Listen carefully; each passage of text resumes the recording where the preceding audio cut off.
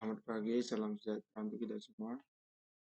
Saya Fathur Ronaldo Lubis dengan NIM channel 20025 dari Prodi D3 Akuntansi ingin mempresentasikan hasil dari tugas individu saya. Berjudul Penyusunan Anggaran Utang dan Modal. Pengertian anggaran. Anggaran adalah suatu rencana kuantitatif atau satuan jumlah yang disusun berdasarkan program yang terpisah. Anggaran atau budget merupakan rencana tertulis mengenai kegiatan suatu organisasi dinyatakan secara kuantitatif untuk jangka waktu tertentu dan umumnya dinyatakan dalam satuan uang. Fungsi anggaran. Pertama, fungsi perencanaan. Anggaran merupakan alat perencanaan tertulis yang menuntun pemikiran teliti agar anggaran memberikan gambaran yang lebih nyata atau jelas dalam unit dan uang. Dua, fungsi pelaksanaan anggaran merupakan pedoman dalam pelaksanaan pekerjaan sehingga pekerjaan dapat dilaksanakan secara selaras dalam mencapai tujuan atau laba.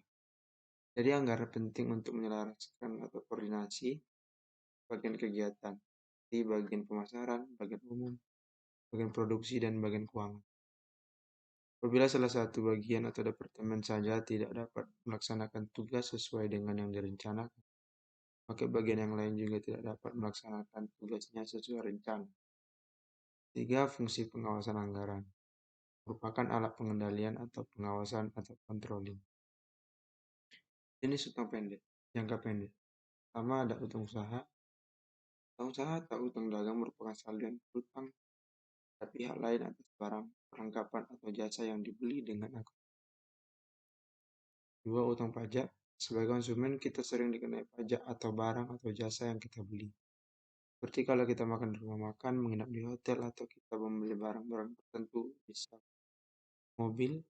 Pajak ini disebut pajak pertambahan nilai atau PPN atau pajak penjualan. Tarif pajak ditetapkan atas dasar persentase tertentu dari harga jual. Tiga, utang dividen. Utang dividen adalah dividen yang dapat dibayar sebagaimana diumumkan dalam Dewan Komisaris Perusahaan, tapi pada akhir periode belum dibayar dan dicatat sebagai hutang dividen. Perseroan terbatas yang sudah mengumumkan adanya pembagian dividen kepada para pemegang saham sudah harus mengakui adanya hutang pada saat pengumuman. Jenis hutang jangka panjang. Pertama, ada utang obligasi. Obligasi adalah suatu istilah yang dipergunakan dalam dunia keuangan yang merupakan suatu pernyataan utang dari penerbit obligasi pada pemegang obligasi beserta janji untuk membayar kembali pokok utang serta kupon bunganya kelak pada saat tanggal jatuh tempo pembayaran. Kemudian ada wesel bayar jangka panjang. Wesel bayar jangka panjang memiliki substansi yang sama seperti obligasi, di mana keduanya mempunyai tanggal jatuh tempo yang tetap dan suku bunga yang ditetapkan atau implicit. Akan tetapi, wesel tidak dapat langsung dijual sebagai obligasi. Obligasi di pasar sekuritas publik yang terorganisasi. Akuntansi untuk wesel dan obligasi sangat mirip. Seperti obligasi, wesel juga dinilai pada nilai sekarang dari arus kas bunga dan pokok di masa depan, di mana setiap premi dan diskontol diamortisasi dengan cara yang sama selama umur wesel tersebut. Kemudian ada wesel bayar hipotek. Bentuk paling umum dari wesel bayar jangka panjang adalah wesel bayar hipotek. Wesel bayar hipotek adalah wesel promise yang dijamin dengan suatu dokumen yang disebut hipotek yang menggadaikan hak atas properti sebagai jaminan pinjaman. Wesel bayar hipotek lebih sering digunakan oleh perusahaan perorangan dan persekutuan pada korporasi. Faktor yang mempengaruhi anggaran utang pada ekspansi. Setiap perusahaan yang ingin menerapkan going concern atau tetap jalan dan sukses, maka haruslah berusaha untuk dapat selalu berkembang. Berkembangnya suatu perusahaan selalu menyangkut masalah pembelanjaan. Perusahaan yang mengadakan ekspansi selalu membutuhkan tambahan modal. Modal untuk diperlukan ekspansi semakin lama semakin besar, karena sifat ekspansi perusahaan yang dilakukan secara berangsur-angsur. Kemudian adalah struktur modal dalam hubungan dengan struktur keuangan dan struktur kekayaan. Dikenal dengan adanya pedoman atau aturan struktur keuangan yang konservatif, baik vertikal maupun horizontal. Aturan struktur finansial atau struktur keuangan konservatif yang vertikal memberi batas imbangan yang harus dipertahankan oleh suatu perusahaan mengenai besarnya modal asing atau utang dengan modal sendiri. Berdasarkan anggapan bahwa pembelajaran yang sehat itu pertama-tama itu harus dibangun atas dasar modal sendiri.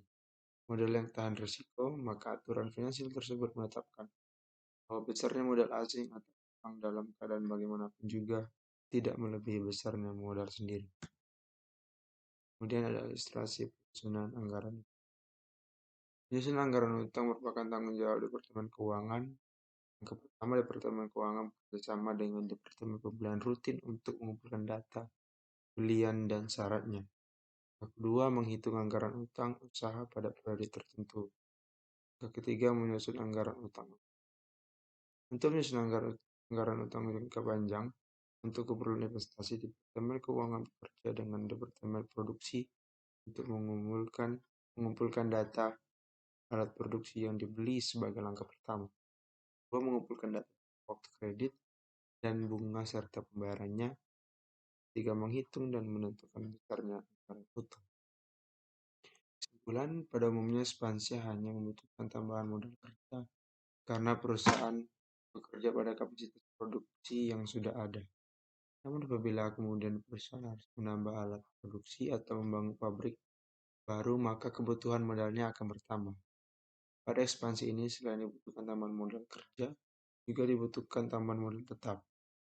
Dengan demikian, pengertian ekspansi itu dimaksudkan sebagai perluasan modal, baik perluasan modal kerja saja maupun modal kerja dan modal tetap, yang digunakan secara tetap dan terus-menerus dalam perusahaan. Perluasan modal ini dapat memperbesar utang. Defisit utang yaitu angka perbandingan antara jumlah modal dengan modal sendiri tidak melebihi. Tiap perluasan basis modal akan memperbesar kemampuan perusahaan dalam menanggung risiko yang akan dibelanjainya. Pandangan ini terutama didasarkan pada prinsip utama. Hal ini akan memberikan pengaruh yang baik terhadap kreditor terhadap salah hasil dari saya hari ini. Bila ada salah kata, saya mohon maaf. Saya kira selamat pagi.